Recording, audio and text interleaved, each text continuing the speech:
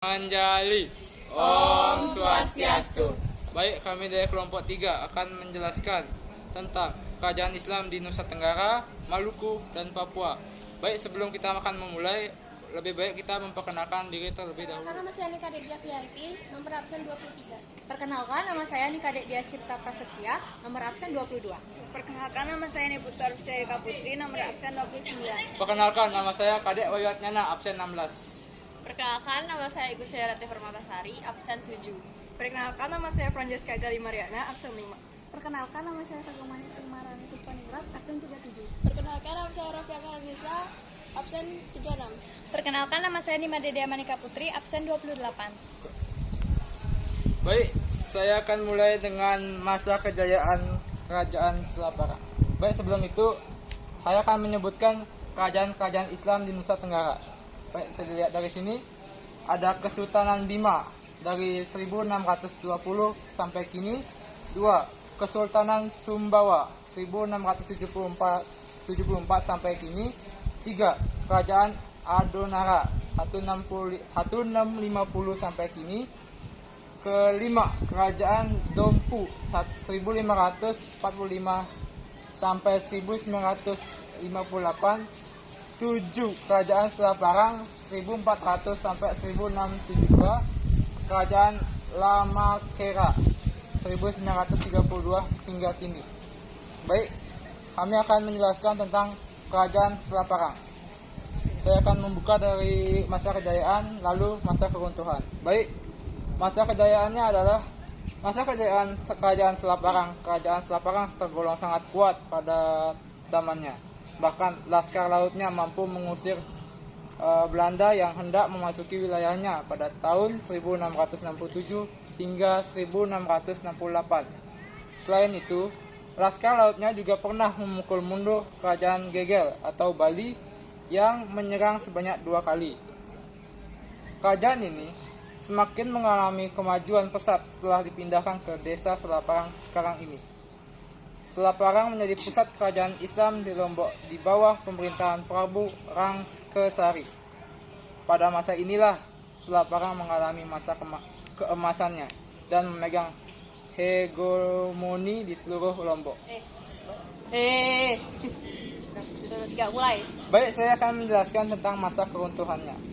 Pertama, keruntuhan kerajaan Selaparang pada awal abad ke-15. Para imigran petani liar dari Karangasem, Bali secara bergelombang mendirikan koloni di kawasan kota Mataram saat ini. Secara berangsur-angsur, koloni ini berkembang hingga menjadi kerajaan kecil, yaitu Kerajaan Pangutan dan Pagengsangan yang mengancam keberadaan Kerajaan Selaparang. Selain itu, ketika menghadapi Kerajaan Mataram Karangasem, terjadi perselisihan antara Arya Banjargetas dengan Raja Selaparang. Arya Banjargetas beserta pengikutnya kemudian meninggalkan Selaparang untuk bergabung dengan Kerajaan Mataram Karangasem. Pada akhirnya, Kerajaan Selaparang berhasil ditaklukkan Kerajaan Mataram Karangasem atas bantuan taktik Arya Banjargetas. Sejak 1672, Kerajaan Karangasem menjadi penguasa tunggal di Lombok. Baik, akan dilanjutkan oleh teman-teman saya. Baik, saya akan melanjutkan Kerajaan Selaparang di bagian sejarah singkat Kerajaan Selaparang. Sumber-sumber tentang sejarah berdirinya Kerajaan Selaparang sangat sedikit. Namun, para ahli meyakini bahwa Kerajaan Selaparang mengalami 2 periode, yaitu Kerajaan Selaparang Hindu yang berdiri antara abad ke-13 hingga ke-14 di bawah Kerajaan Majapahit, dan Kerajaan Selaparang Islam yang berdiri pada abad 16. Dinasti Selaparang kemudian menjadi yang pertama kalinya menerima Islam di Lombok. Upaya mengislamkan raja-raja di Lombok tidak sulit karena mereka memiliki pertalian darah dengan raja-raja di Jawa yang lebih dulu memeluk agama Islam. Masuknya agama Islam di Lombok pertama kali disebarkan oleh mubalik dari kota Badat bernama Gaus Abdur Razak. Selain sebagai penyebar Islam, Gaus Abdur Razak juga diyakini menurunkan sultan dari kerajaan-kerajaan di Lombok Gaus Abdur Razak menikah dengan seorang putri dari kerajaan Sasah dan melahirkan 2 anak, yaitu Syed Zulkarnain atau yang dikenal dengan Syekh Abdur Rahman dan seorang putri bernama Syarifah Latimah yang dijuluki Benda Rabiah.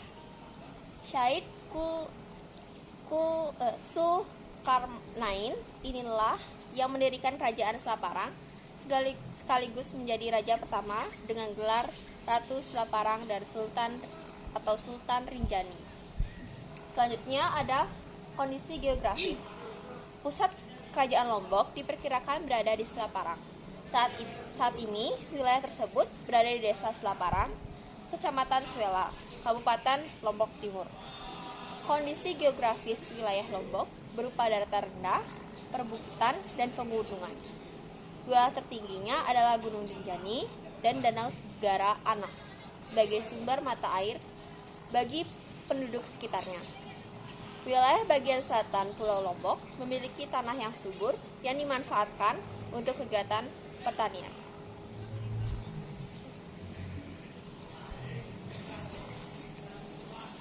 Kehidupan politik. Kerajaan Lombok berdiri pada abad ke-13. Pada awalnya kerajaan Lombok terletak di wilayah Sambelia, Lombok Timur.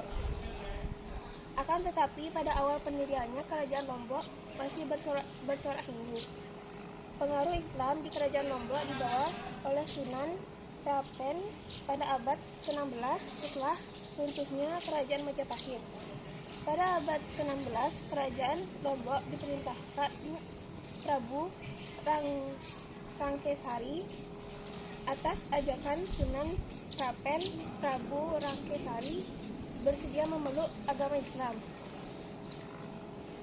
Prabu Rangkesari kemudian memindahkan pusat kerajaan Lombok di Desa Selaparang.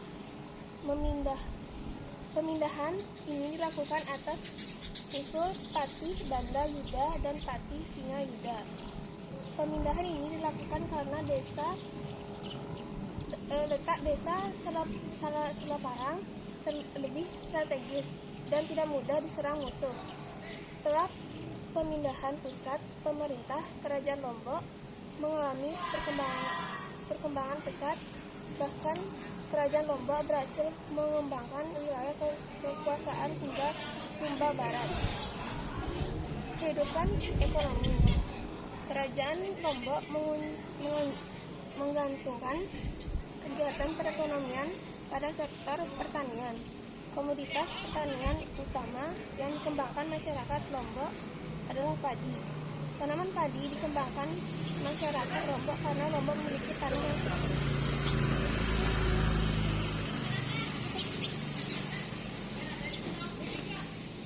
Selanjutnya saya akan menjelaskan materi tentang kehidupan sosial budaya. Maksudnya budaya lain di Lombok menyebabkan Ithazana kebudayaan masyarakat Lombok makin kaya dan beragam. Bentuk akulturasi kebudayaan Lombok dengan kebudayaan Islam antara lain kesenian rukat, cilakap, wayang sasak, dan gamelan rebana. Lanjut untuk materi kehidupan agama. Seperti yang dijelaskan sebelumnya, Islam masuk ke Lombok dibawa oleh Sunan Prapen setelah keruntuhan kerajaan Majapahit. Dalam penyampaian ajaran Islam, Sunan Prapen ini tidak menghilangkan kebiasaan-kebiasaan masyarakat yang masih menganut kepercayaan lama. Sunan Prapen ini memanfaatkan adat istiadat Lombok untuk mempermudah penyampaian ajaran agama Islam. Salah satu bentuk akulturasi ajaran Islam dengan budaya lokal di kerajaan Lombok adalah perkembangan ajaran Islam Wetu Telu.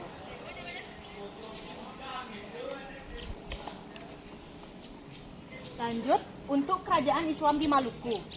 Yang pertama ada Kesultanan Ternate dari 1257 hingga kini. Lalu ada Kesultanan Tidore itu 1081 sampai kini.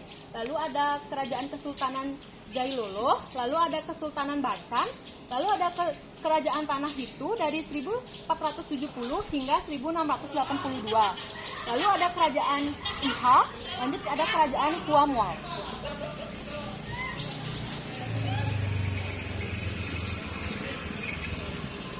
Selanjutnya, Kerajaan Ternate dan Tidore. Maluku memiliki kekayaan alam rempah-rempah. Status sebagai penghasil rempah-rempah terbesar menyebabkan Kepulauan Maluku mendapat julukan sebagai The Spicy Island. Ketenaran Maluku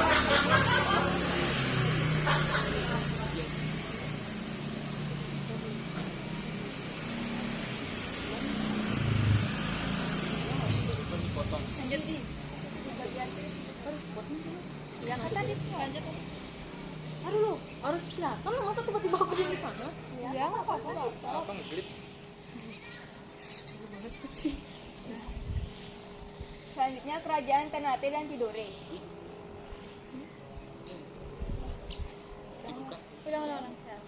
Selanjutnya, Kerajaan Ternate dan Tidore.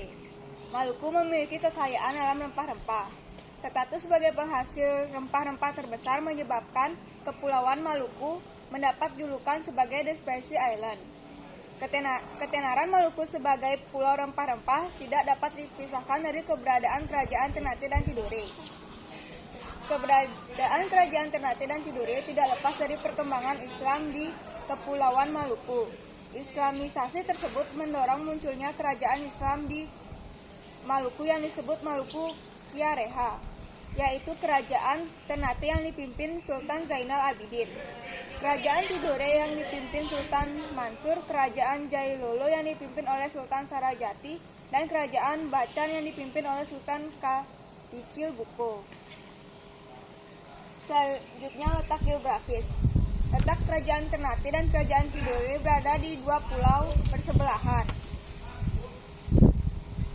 Kedua pulau tersebut berada di sebelah barat Pulau Halmahera.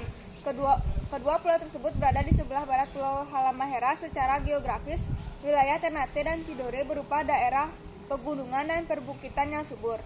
Tanah di daerah tersebut mengandung material vulkanik dari Gunung Gama Lama. Oleh karena itu, Ternate dan Tidore memiliki tanah yang cocok untuk aktivitas pertanian dan perkebunan tanaman rempah-rempah.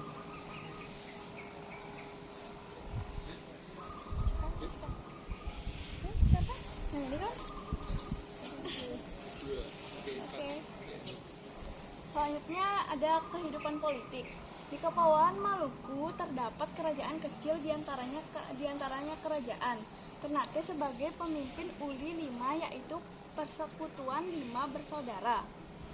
Uli Siwa yang berarti Persekutuan 9 bersaudara. Ketika bangsa Portugis masuk, Portugis langsung memihak dan membantu Ternate. Hal ini dikarenakan Portugis mengira Ternate lebih kuat. Begitu pula bangsa Spanyol memihak Tidore. Akhirnya terjadilah peperangan antara dua bangsa kulit. Untuk menyelesaikan, Paus turun tangan dan menciptakan Perjanjian Saragossa. Dalam perjanjian tersebut, bangsa Spanyol harus meninggalkan Maluku dan pindah ke Filipina, sedangkan Portugis tetap berada di Maluku. Sultan Hairun, untuk dapat memperkuat kedudukannya, Portugis mendirikan sebuah benteng yang diberi nama Benteng Santo Pualo. Namun tindakan Portugis semakin lama dibenci oleh rakyat dan para pejabat kerajaan Ternate. Oleh karena itu, Sultan Hairun secara terang-terangan menentang politik monopoli dari bangsa Portugis. Sultan Babullah, putra Sultan Hairun, bangkit menentang Portugis. Tahun 1955 Masehi, Portugis dapat dikalahkan dan meninggalkan benteng. Selanjutnya ada kehidupan agama. Kehidupan agama Hikayat Ternate menjelaskan sejak abad 14 masyarakat Ternate sudah menjalin hubungan dengan pedagang muslim dari Arab. Hubungan ini terlihat dari kisah persahabatan Raja Ternate 14 Molomatea sejak 1350 sampai 1357 dengan orang-orang Arab yang datang di Malulus untuk menunjukkan cara pembuatan kapal. Selain itu, pada masa pemerintahan Kolano Marum sejak 1465 sampai 1486 terdapat ulama dari Jawa bernama Maulana Husain yang mengajarkan Islam di Ternate. Ajaran Islam inilah yang pada akhirnya mampu menarik perhatian raja dan keluarganya serta masyarakat Ternate. Oleh karena itu, Kolano marhum menjadi raja pertama di Maluku yang memeluk Islam. Pada masa pemerintahan Sultan Zainal Abidin 1486 sampai 1500, Islamisasi di Kepulauan Maluku berkembang pesat. Sultan Zainal Abidin menjadikan Islam sebagai agama resmi kerajaannya. Ia juga memberlakukan syariat Islam dan membentuk lembaga kerajaan sesuai hukum Islam dengan melibatkan para ulama. Langkah-langkah Sultan Zainal Abidin ini diikuti oleh kerajaan-kerajaan lain di wilayah Kepulauan Maluku. Selanjutnya ada kehidupan ekonomi.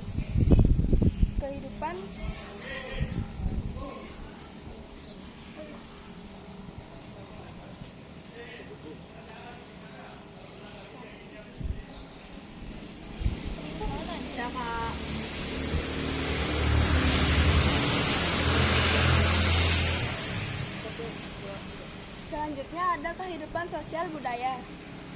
Pada 1522, Portugis tiba di Maluku dan berusaha menyebar agama Nasrani kepada penduduk Maluku. Usaha menyebarkan agama Nasrani tersebut mendapat sambutan positif dari rakyat Maluku. Kehidupan sosial masyarakat di Kerajaan Ternate dan Tidore pun tetap berlangsung harmonis. Mereka menerima perbedaan agama sebagai kekayaan budaya.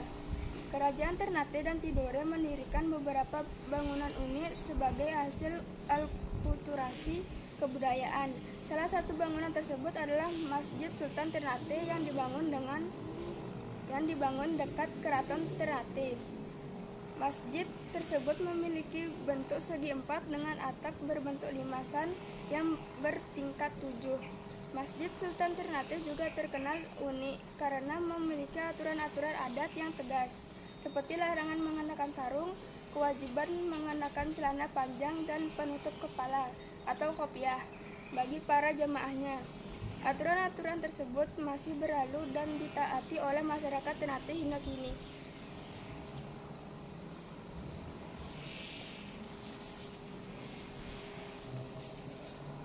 Jadi selanjutnya saya di sini akan membacakan kerajaan Islam di Papua. Kerajaan Islam di Papua itu ada 9. Jadi yang pertama itu ada kerajaan Waigeo, ada kerajaan Misol, kerajaan Sulawati, kerajaan Sailolo, kerajaan Fatagar, kerajaan Rubati, kerajaan Kauai atau nama Tota, kerajaan Aiduma, dan kerajaan Kaimana. Pertama dari kerajaan Misol. Di sini sejarah kerajaan Misol cukup pendek, jadi letak pusat pemerintahannya itu terdapat di Lilinta di Pulau Misol. Pendiri dari kerajaan ini sendiri adalah Fundis. Fundis ini memiliki keturunan yang dibagi menjadi 2 klan. Klan yang pertama itu ada klan Ungkabu, yang dimana kedudukannya di Lilinta dengan rajanya yang bernama Fun Madero. Dan sementara itu ada klan Soltip yang memegang jabatan sebagai pembentu dengan gelar Kapitan Laut dan berkedudukan di Favanwap. Setelah beberapa tahun berdiri, ibu kota Misol kemudian dipindahkan ke Pelekat yang terletak di sebelah timur Lilinta. Ada juga kondisi geografis dari kerajaan Misol. Kondisi geografis dari kerajaan Misol sendiri letaknya berbatasan dengan Laut Seram, yang membuat kawasan ini dipenuhi oleh beragamnya kebudayaan. Karena selain dari Papua, penduduknya juga berasal dari Maluku dan Sulawesi. Selanjutnya ada kehidupan politik. Keadaan politik kerajaan Misol, pemerintahannya dipimpin oleh seorang raja yang menjadi panutan rakyatnya. Keadaan politik kerajaan di Papua pada zaman Portugis, bangsa Portugis masuk dan langsung memihak serta membantu Papua karena bangsa Portugis mengira Papua lebih kuat.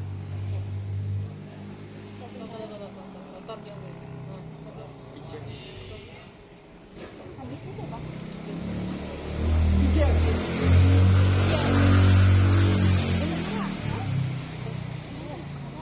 Aku yang ini. Oh, ini sama ini. Aku yang ini yang aku pegang jauh budaya. Gantian kan gantian. Langsung aku. Aku yang megang, aku yang megang.